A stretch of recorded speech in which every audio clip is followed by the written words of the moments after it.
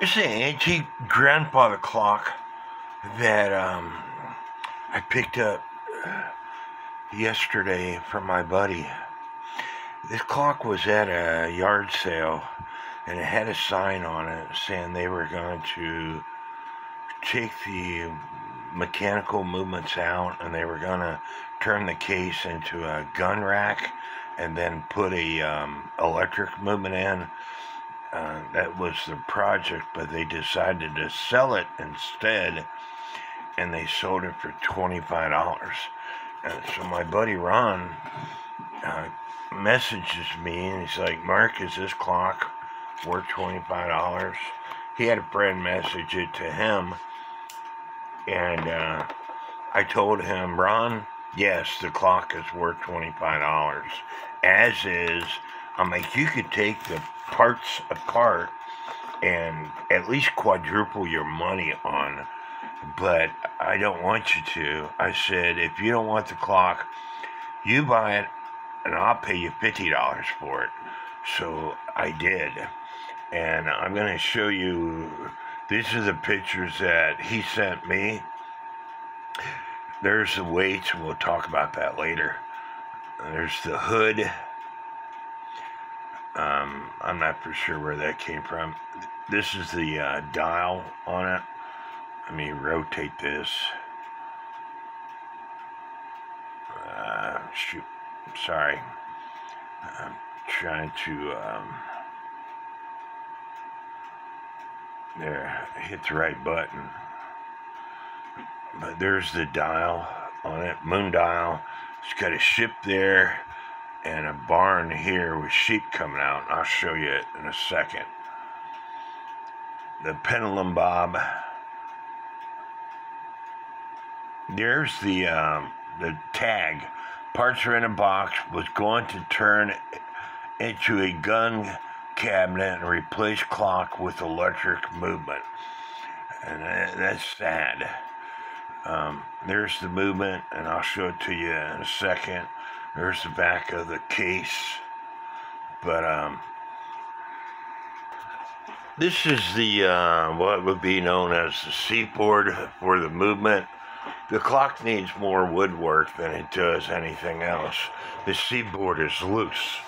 As you can see, the boards are loose. And there's 4 posts that hold the movement down. The gong.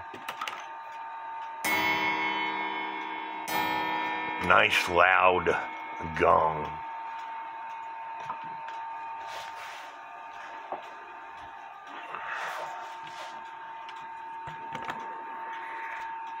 Here's the movement itself and the dial. This piece right here, which is the hour pipe, it's got a screw on it, and currently it's not in the right position, because this right here is what turns the moon dial, and so this needs to come out 1/8 of an inch so it catches the moon dial wheel. There's the ship. Here's the barn with the sheep that are coming out. There's a couple people. There's a dog. There's the sheep herder. Beautiful, beautiful. There's some paint damage on it, but I'm not going to touch that. This piece right here is spring-loaded, and as this pin rotates the dial, again, it would rotate it twice in a 24-hour period. This piece is what rotates it. This pin pushes on it, and this piece catches the notches. But like I said, the hour pipe needs to come out just a little bit. I'm going to take pictures, and then I'm going to take the dial off, and I'm going to show you the movement. There's a little tapered pin on this post. It's the only thing that is holding this dial on. It's a brass tapered pin, and they normally break as you take them off.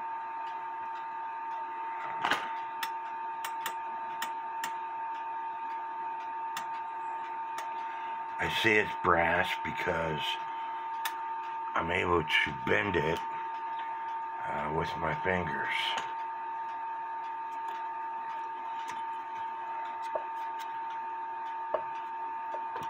And now the dial is off. Sometimes there's a signature on the dial itself as to who made it. There's some scratches here, but which might be a signature, but I don't know. The dial itself is 8 3/4 of an inch in diameter.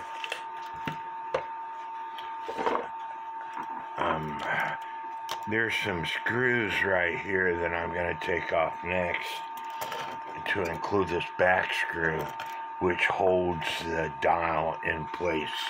So let me take those off.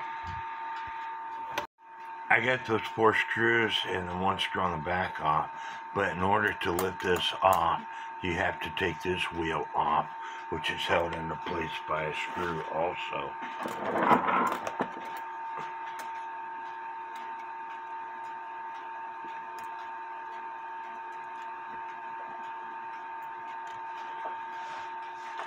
So now this plate will come off.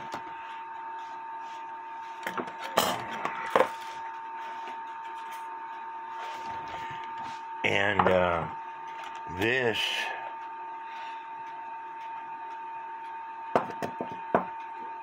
somebody had glued it to the back. This is the part that secures this piece to the movement. It needs a screw, so I'll put a screw on it when I put it back on. And the plates are fairly thick, and there are no marks on these plates whatsoever, so I don't know who made it. 1.87, I thought they were thicker than that, but there's no marks whatsoever on this plate. The pendulum is held in place by this suspension spring. And there's a nut down here to take that apart. So I need to take and unscrew that before I can take the pendulum stick off.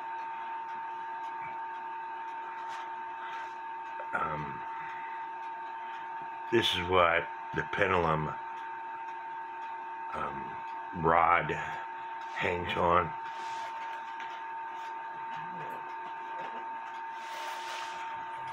And the movement to me kind of reminds me of an open escapement where the birch and crush assembly's got the 2 screws.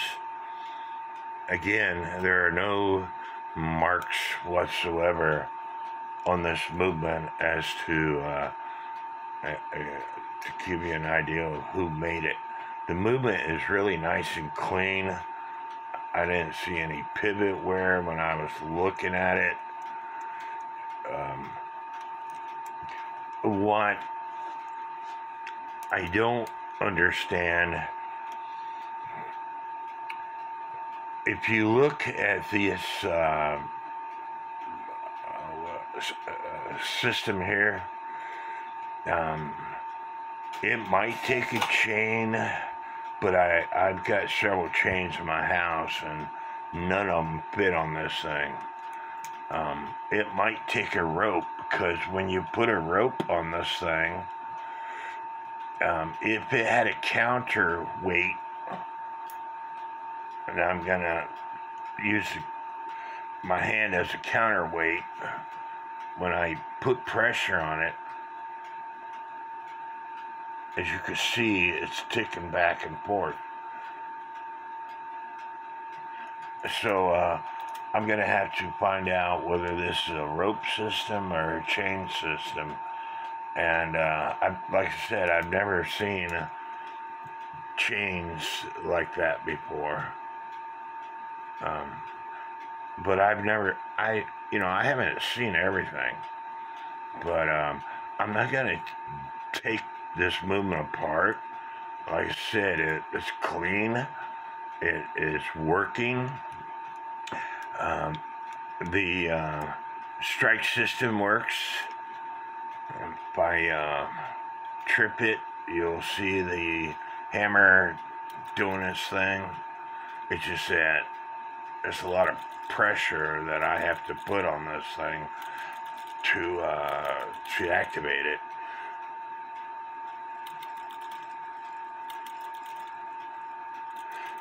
You will see there's two pins. There's one here and one here. You will see that there's two notches on this wheel. One here and one over here. And when the system is done striking, I mean, these two pins here is what causes the hammer to lift from this rod right here. And you will see that the third wheel warning, well, it's not the third wheel, but the warning wheel has got a pin right here. When it's done striking, it's going to hit this lever that's inside the movement. So I'm going to continue making it strike so you can see all that. And this lever here is going to fall into one of the deep notches. This lever here will fall into one of those notches on that cam when it's done striking. And then the warning pin is going to hit its appropriate notch.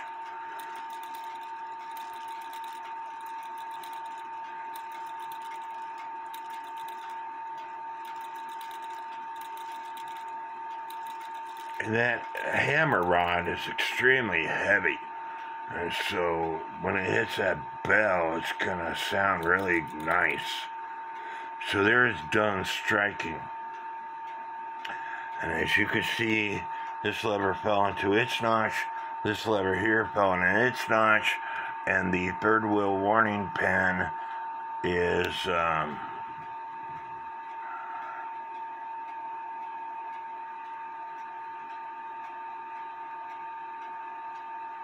it's over here for some reason, but it hits. No, it's not. It's not hitting what it needs to hit. So there might need some adjustments on that.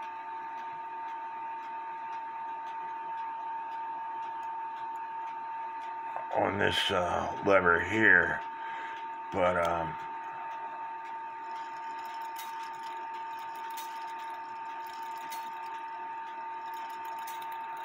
with me playing with all that, I just knocked it all out of adjustment. So I will have to figure that out.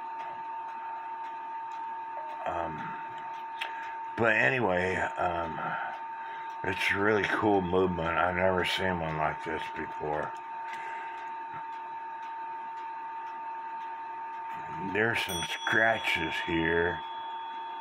I'm going to have to get out magnifiers to see what it says.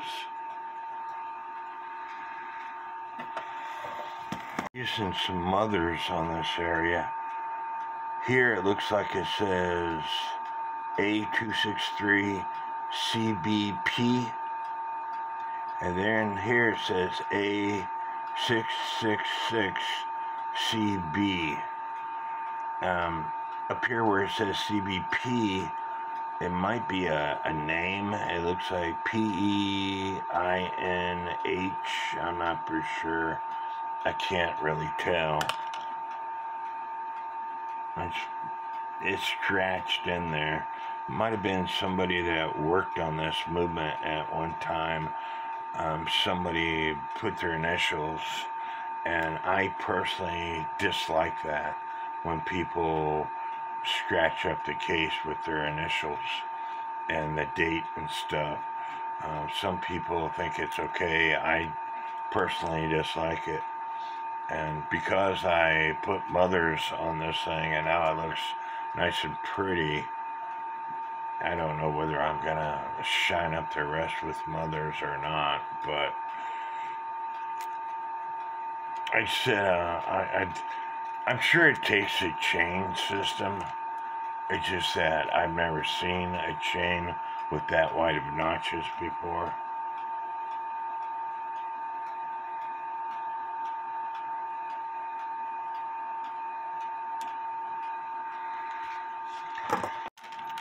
I checked my other grandfather clocks to include my antique chain-driven grandfather clocks, and their system is about this big, and as you can see, it doesn't fit on this thing.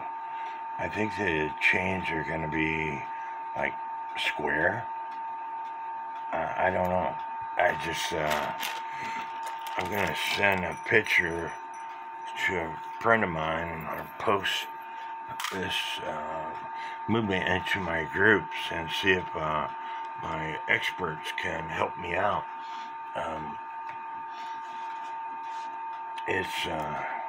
It's unique to me.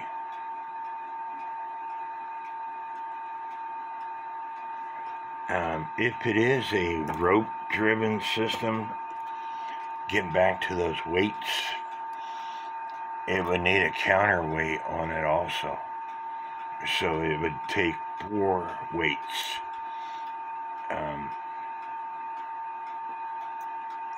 One to keep the weight, the rope down, and then the heavier weight to activate it. Show you what I'm talking about. Here I have a rope and I'm using my hand as a counterweight, but if it was a rope system, like I said, one rope would be used to make it work, and the other weight would be used to activate it. Sorry, to keep the rope dangling. But unless it takes 2 ropes, I don't know. I think it's a chain system, but I've never seen a chain like that.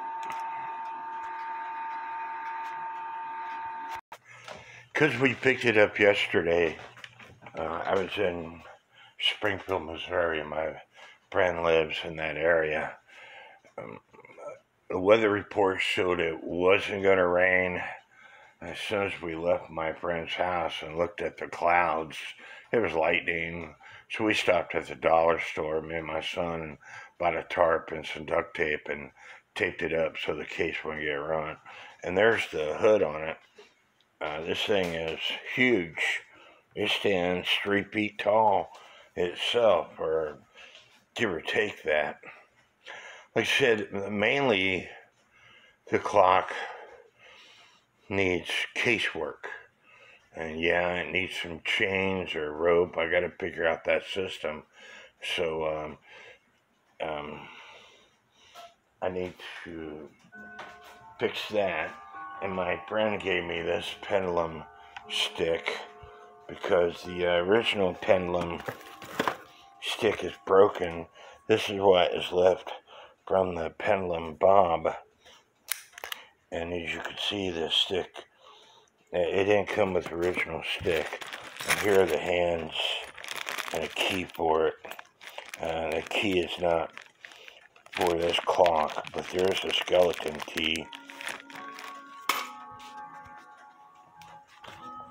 My original grandfather clock that I got over in England, made by Benjamin Gray of Loughborough, England. I got another video. Guess what? That skeleton key that I got out of that box fits this clock. So I'm happy with that. Just in itself. That was almost worth the $50 right there.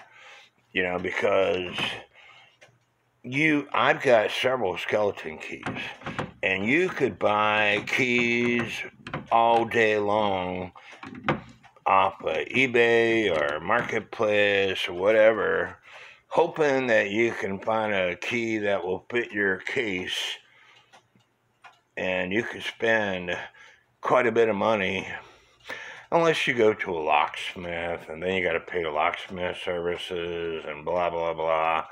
Well, I now have a skeleton key to fit this case. But I got the case on these sawhorses. That way I can take and clean it up. It's a lot better than putting it on that. I don't know if y'all have seen the video where I put my antique grandfather clock on that and knocked it off. But anyway, I got my sawhorses out, so I'll clean that up. And not that I need another grandfather clock in my house, okay?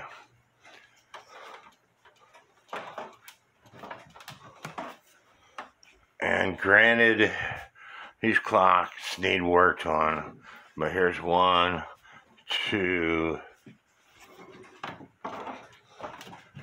3, 4, 5, 6, 7, 8, 9, 10, 11, 12, and I got one in my bedroom. So this, and 13. So this makes 14 grandfather clocks for me. 2, 3, 4, 5, 6, 7, 8, 9, 10, 11, 12, 13, 14. Wait a second. Let me count again. 2 in that room.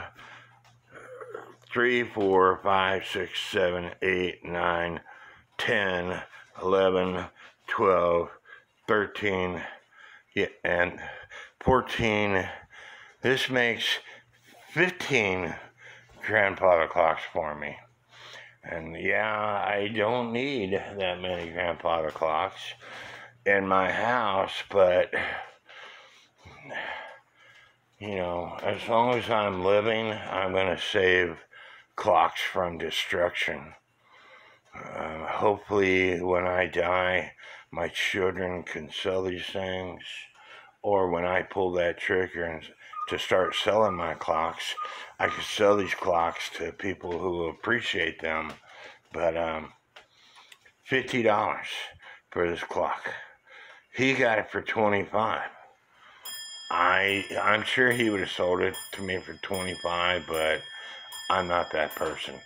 I don't take advantage of my friends. But anyway, I don't need another grandfather clock in my house. I have plenty. That one's working, that one's working, that one's working. That one works if I was to add the weights to it. I just got that one there, and it's got a moon dial. It's I want to say it's a triple chime clock. No, it's just plays Westminster chimes. But this clock here is a triple chime grandfather clock. I've got more projects than I really need, but like I said, I don't want to see clocks destroyed. And when you have a passion for clocks like I do, you won't want to see them destroyed either. This is an Oriental clock that I paid like $40 for. It's got shell. This is raised stuff. And I got the movement around here somewhere. I need to work on it. This is a cheap grandfather clock, spring-driven, The chains are just for decoration, the chains and weight. And I got a couple of those, but I only paid like $30 for it. And one day I'll get it working and sell it or give it away to somebody. But most of my grandfather clocks in my house are weight-driven clocks.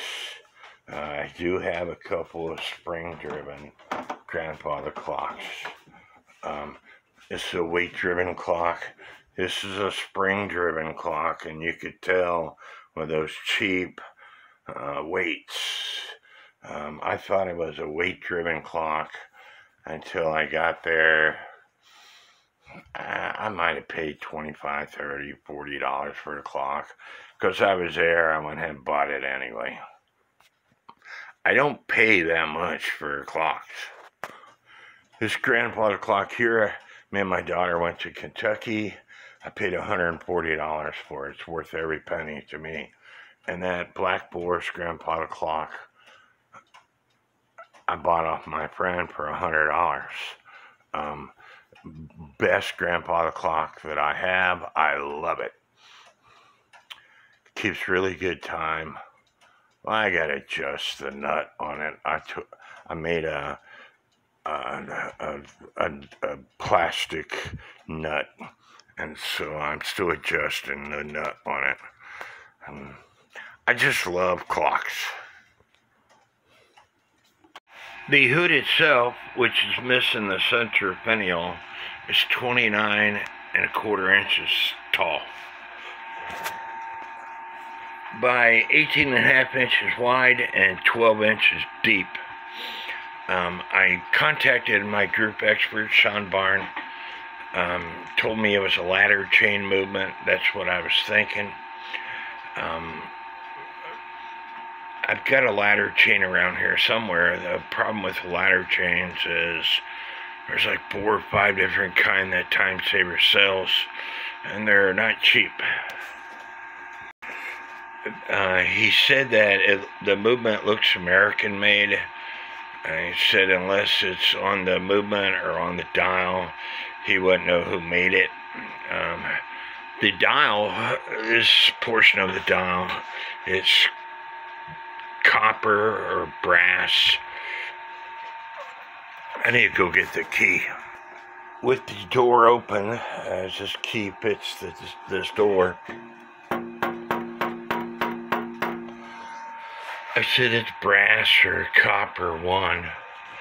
It's a pretty cool dial.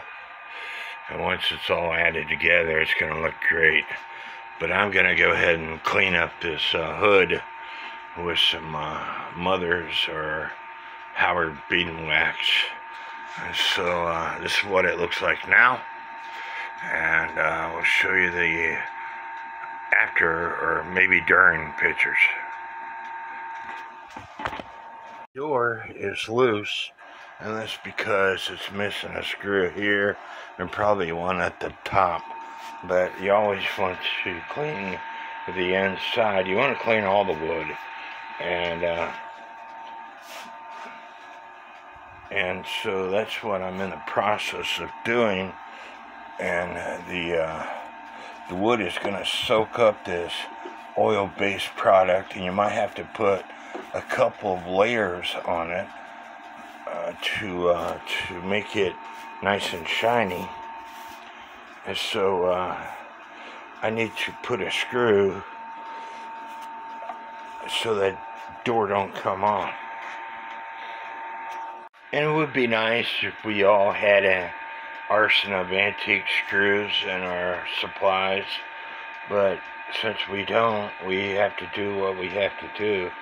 And so now the door is nice and secure, except for this. There's a crack on it. So I'm going to have to take this door off and glue that to make it better. With the hardware off, I'm able to put a screwdriver in to pry it off, and then with a toothpick shove some glue down into those cracks.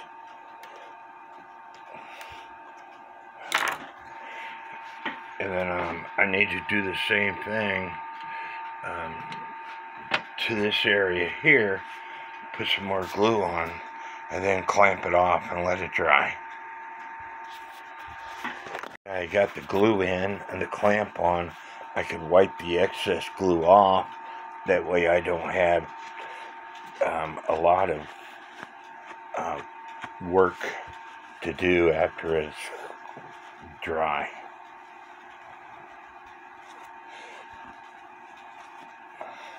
And so I'll let that dry. I need to put another clamp on. As I squeeze this, it gets tight and then it loosens up. I think I'll just add a rubber band around my handle here, and that way it stays tight. Or in this case, a zip tie. And now I can set this off to the side and let it dry. And speaking of ladder chains, this is what a ladder chain looks like. It looks like a ladder versus a regular chain. And they are, cheapest one is $13.75 a piece. Now remember, I gotta have 2 of them. And so they are links per foot again. I thought that you could take some Play-Doh and roll it out and then roll a chain on it and then count up your links per foot. I was wrong. I tried it. I was going to do a video on it. I tried it. For some reason, I don't know what it is. Maybe I'm not rolling the wheel properly.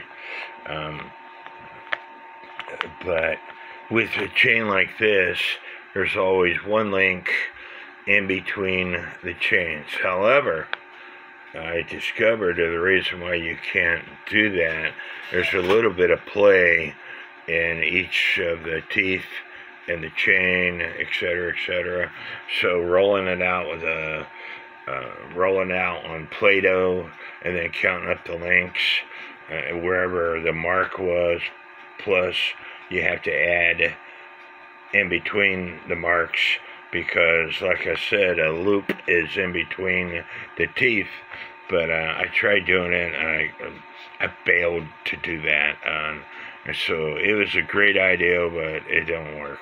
And so to try to figure out which chain it is, I've got a small section of a ladder chain that's maybe 6 inches long. It was on my one of my granddaughter clocks. They was using it for the pendulum. It's no longer there, but I don't know what I did with it. I need security cameras running 24 hours a day in my house with headings of every day of what I messed with. And that way I can go back through the security footage and find what I did with things. But and that's what happens when you get too many clocks in your house like I do. Well, while wiping down the dial, the moon dial, I found part of the history behind this clock. I don't know if you can see it, but in red it says Meyercord of Chicago. Meyercord.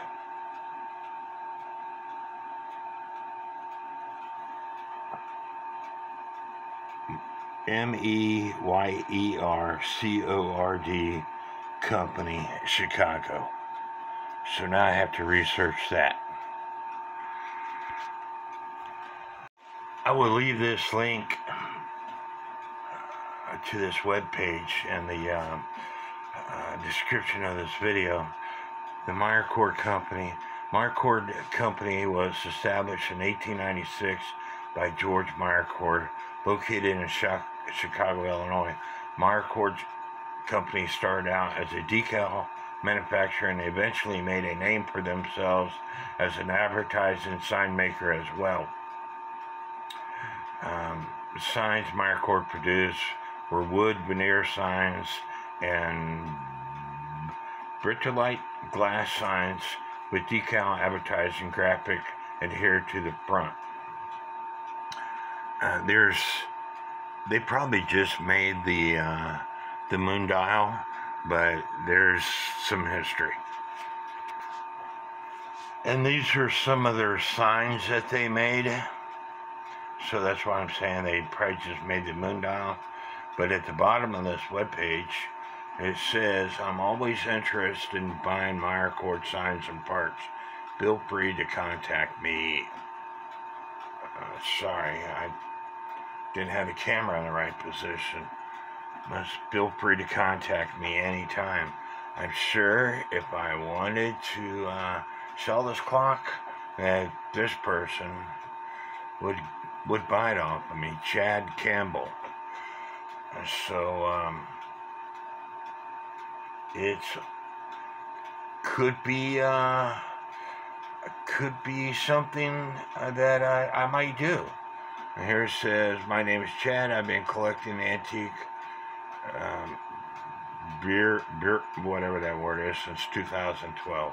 I buy, sell, and trade in vintage beer and brewery advertisement collectibles with a collecting focus on Eastern Pennsylvania brewery advertising and beer cans.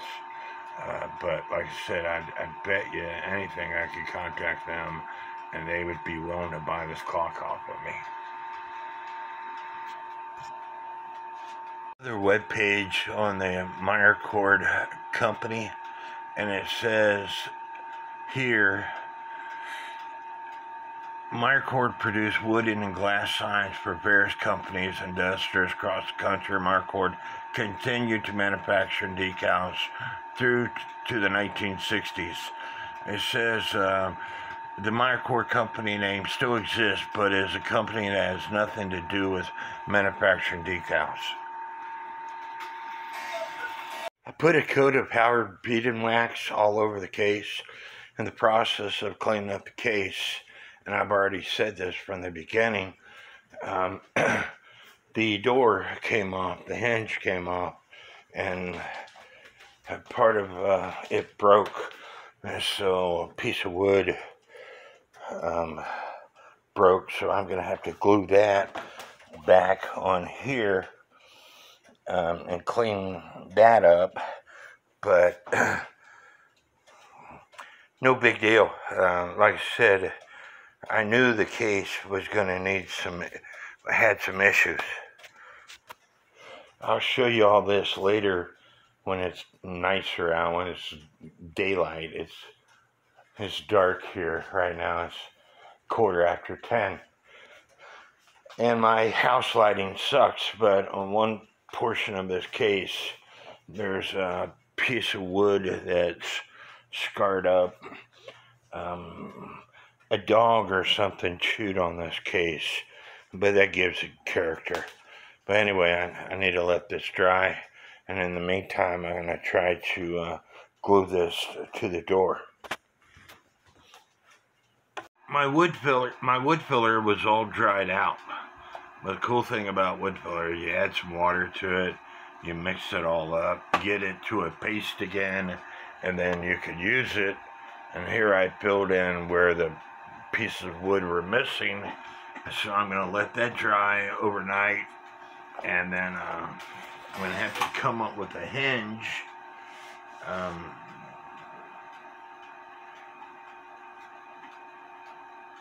Pin for this clock, because this is the part that's missing a pin, and that's why the door came off. I need to take these screws off and see if this needs fixed also. But we're getting there. I added this piece of board on top, but as you can see, there's a big gap. And so I'm going to fill all that in, same way I did for this end. And they had toothpicks or something to tighten the screws up, which I've done it several times too. But in this case, I'm going to fill all this in with wood filler and let it dry. And while I'm addressing all the wood issues, I must address the seatboard issue also. Like I said, it's loose.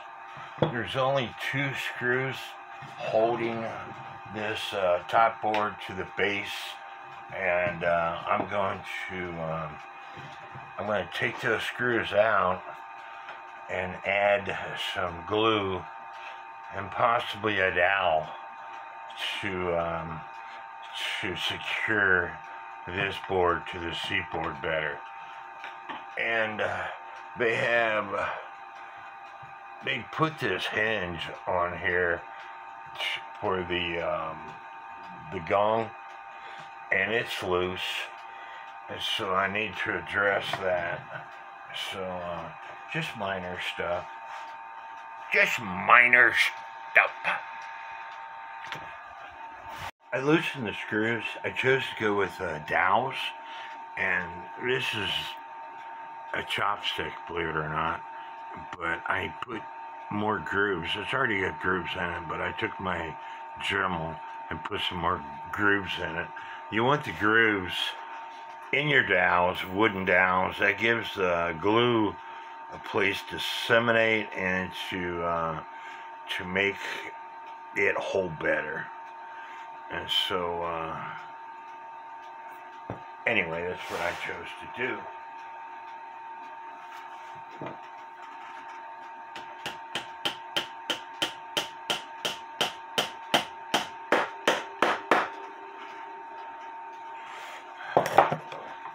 And now the boards themselves are a lot tighter. I still have to tighten up this back plate for this hinge. Sorry, for the gong. So that's what I'm gonna do now. You wanna see something funny? This is the hinge that they use to secure this back plate. The screw on the bottom goes right through the hole of that hinge. It's not a big enough screw. The head is not big enough to go.